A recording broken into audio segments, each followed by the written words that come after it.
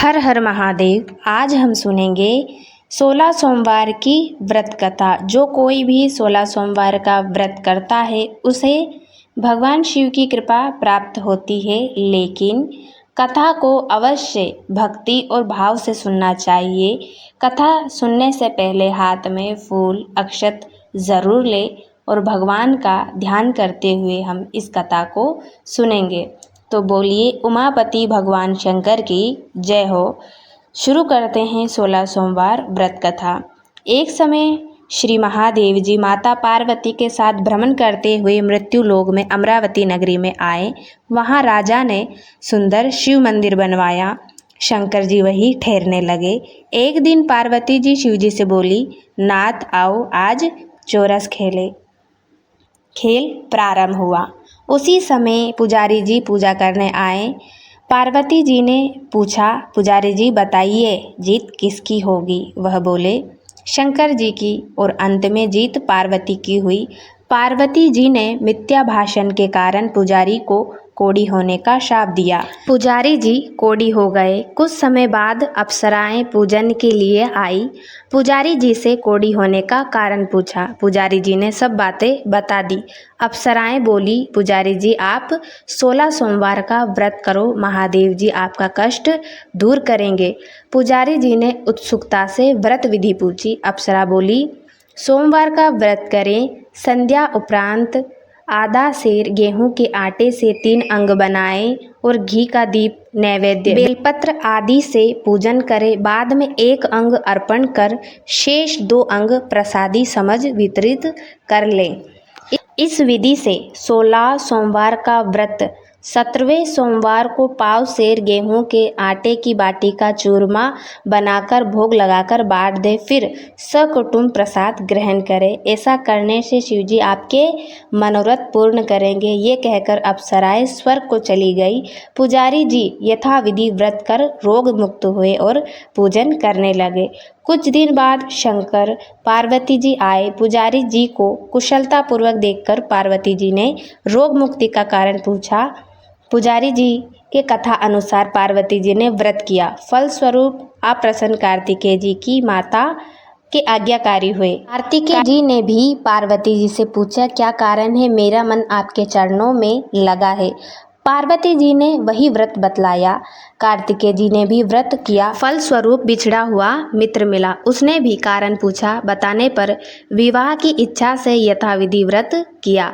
फलत वह विदेश गया। वहाँ राजा की कन्या का स्वयंवर था। राजा का प्रण था कि हाथिनी जिसको माला पहनाएगी उसके साथ पुत्री का विवाह होगा।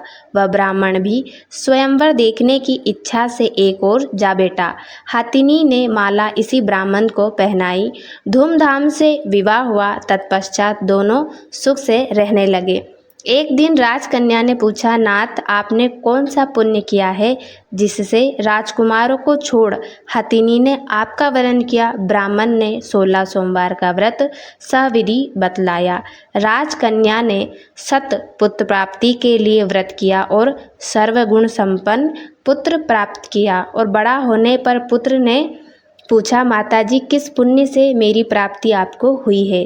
राजकन्या ने सहविधि सोमवार का व्रत बतलाया। पुत्र ने राज कामना से व्रत करने लगा। उसी समय राजा के दूतों ने आकर राजकन्या के लिए वरण किया। आनंद से विवाह संपन्न हुआ। राजा के देवलोक होने पर ब्राह्मण कुमार को राज गद्दी मिली। फिर भी वह इस व्रत को करता रहा।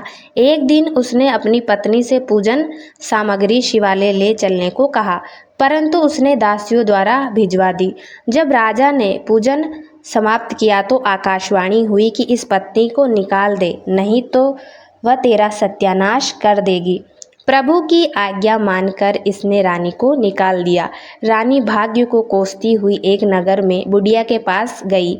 दिन देख बुढ़िया ने इसके सिर पर सूत की पोटली रख बाजार भेजी। रास्ते में आंधी आई तो पोटली उड़ गई। बुढ़िया ने फटकार कर इसको भगा दिया। वहां से तेली के पास पहुंची तो सब मटके चटक गए। उसने भी निकाल दिया। पानी पीने नदी पर पहुंची तो नदी सूख गई। सरोवर पर पहुंची तो हाथ स्पर्श होते ही जल में कीड़े पड़ गए। उसी जल को पी आराम करने लगी। जिस पेड़ के नीचे जाती वह पेड़ सूख जाता। वन और सरोवर की ये दशा देख ग्वाले उसे मंदिर के गोसाई के पास ले गए। ये देखकर गोसाई जी समझ गए कि ये कुलीन अबला आपत्ति की मारी हुई है। धैर्य बंधाते हुए बोले, बेटी तू मेरे यहाँ रह, किसी बात की चिंता मत कर। रानी आश्रम में रहने लगी, परंतु जिस वस्तु में उसका हाथ लगता उसमें कीड़े पड़ जाते।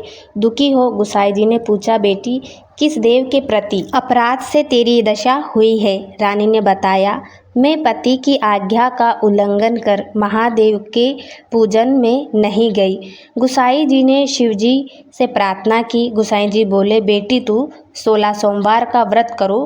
रानी ने सहविधि व्रत को पूर्ण किया। व्रत के प्रभाव से राजा को रानी की याद आई और दूतों को उसकी खोज करने भेजा।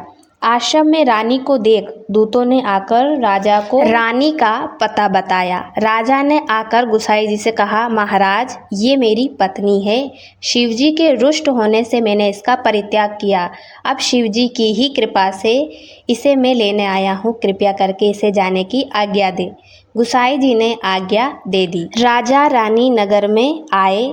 नगरवासियों ने नगर सजाया, बाजा बजाने लगे, मंगलोच्चार हुआ। शिवजी की कृपा से प्रतिवर्ष 16 सोमवार का व्रत कर रानी के साथ आनंद से रहने लगे। अंत में शिवलोक को प्राप्त हुए। इसी प्रकार जो मनुष्य भक्ति सहित और विधि पूर्वक 16 सोमवार का व्रत करता है और कथा को सुनता है, उसकी सब मनोकामनाएं पूर्ण होती है और अंत में शिवलोक को प्राप्त होता है। तो बोलिए उमापति भगवान शंकर की जय हो।